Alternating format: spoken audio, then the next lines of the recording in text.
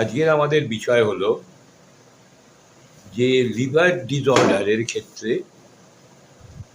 আমরা লোয়ার লিম্বসে কী কী সিমটমস দেখতে পাই। এটা কিন্তু খুব ভাইটাল। আমরা জানি না যে আমাদের অজান্তেই কখন আমাদের লিভার আস্তে আস্তে আস্তে আস্তে ড্যামেজের দিকে যাচ্ছে এবং সমস্ত সিমটমস আমাদের কিছু খুব একটা প্রকটভাবে দেখা যায় না।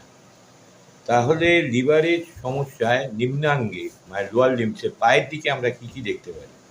কিছু লক্ষণ দেখতে পাই।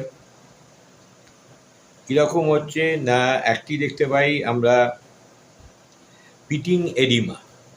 মানে সেই বিষয়টা কি না, হচ্ছে পা গোড়ালি বা পায়ের পাতায় ফোলা ভাব দেখা যায়। অনেকেই কিন্তু পায়ের পাতা ফোলে, গোড়ালি ফোলে, আমরা কিন্তু অন্যরকম ভাবি যে বেশি হাঁটা চলা হয়েছে সমস্ত কিছু, কিন্তু আমায় খেয়াল রাখতে হবে এটা কিন্তু একরকম পিটিং এডিমা কিন্তু লিভার ডিসঅর্ডারের একটা বড় সিমটমস। দ্বিতীয় হচ্ছে মাসেল ক্র্যাম্প, মাসেলের টান ধরা। এর আগে আমরা মাসেল ক্র্যাম্পের ওপর অন্য ভিডিও গেছি, লিভার ডিসঅর্ডার থেকে হয়, কিন্তু লিভার ডিসঅর্ডারের লোয়ার লিম্ব সিমটমসের মধ্যে মাসেল ক্র্যাম্প, মাসেল উইকনেস এবং হচ্ছে তাছাড়া একটা ইচিং সেন্সেশন থাকে যে মাঝে মাঝে এখানে চুল করছে, মানে একটা itching sensation of the lower limb. তাছাড়া অল্প আঘাতে কিন্তু অনেক সময় দেখা যায় যে কালশিটে পড়ার মতো সিমটমস দেখা দিচ্ছে। এই ফোলা ভাব নিম্ন অঙ্গের যে লোয়ার লিম্বস পার্টে যে আমরা সমস্যাগুলো দেখি সেগুলোর মধ্যে হলো ফোলা ভাব, পায়ের পাতা, গোড়ালি এবং পায়ের নিচের অংশে লিকুইড জমে যায়, জুতো বা মোজা আঁটো ছাঁটো লাগতে পারে, ত্বকে আঙুল দিয়ে চাপ দিলে সাময়িকভাবে একটি গর্তের তৈরি হয়, চাপ দিয়ে দেখা যায় না, একটা গর্তের মতো হয়ে যাচ্ছে।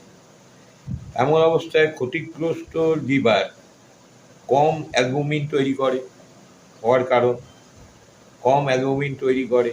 অ্যালবুমিন হলো এমন একটি প্রোটিন যা রক্তনালীর ভেতরে তরলকে ধরে রাখে। এই অ্যালবুমিন যদি কম তৈরি করে তাহলে কিন্তু এই ধরনের সিমটমস আসতে পারে।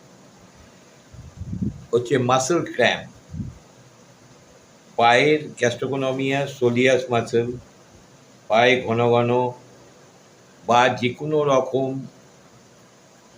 মাসপেশিতে মানে মাসেলসে আমাদের যদি টান ধরতে পারে তাহলে আমাদের ইলেকট্রোলাইটের ভারসাম্যহীনতা মনে করা হয়, সেই কারণে আমাদের টান ধরছে। এবং হচ্ছে যদি মাসেলের উইকনেস হয় বা মাসেলের যদি ক্ষয়প্রাপ্তি হয়, সার্কোপেনিয়া একে মেডিকেল ভাষায় বলা হয়।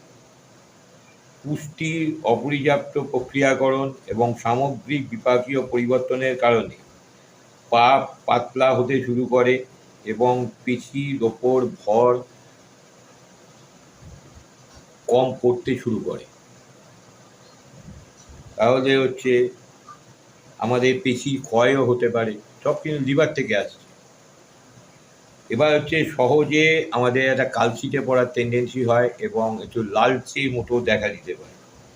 আমাদের যদি লিভার পর্যাপ্ত রক্ত জমাট বাঁধার উপাদান তৈরি করতে ব্যর্থ হয়, তার কারণে পায়ের নিচের অংশে একটা ব্যাখ্যাহীন কালশিটে দেখা যায়, ছোটো ছোটো লাল বিন্দু বা ছোট ছোট ফেটে যাওয়া রক্তনালীও দেখা যায়।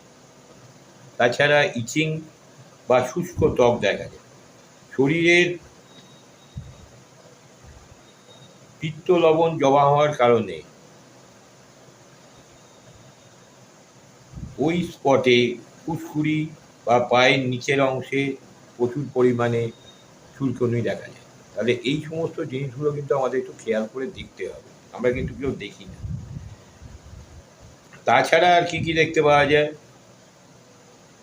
যেটাকে আমরা জন্ডিস অনেক সময় দেখি, যে ত্বক ও চোখে হলুদ হওয়ার একটা প্রবণতা দেখা যায়, পেটের ভেতরের অংশে ফোলা ভাব বা ব্যথা দেখা যায়, আমাদের ইউরিনটা একটু গাঢ় হয়ে যায়, ঠিক ইউরিন হয়ে যায়, এবং আমাদের স্টুলটা একটু ফ্যাকাশে হয়ে যায়, এবং ক্রমাগত ক্লান্তি এবং শক্তির অভাব দেখা যায়।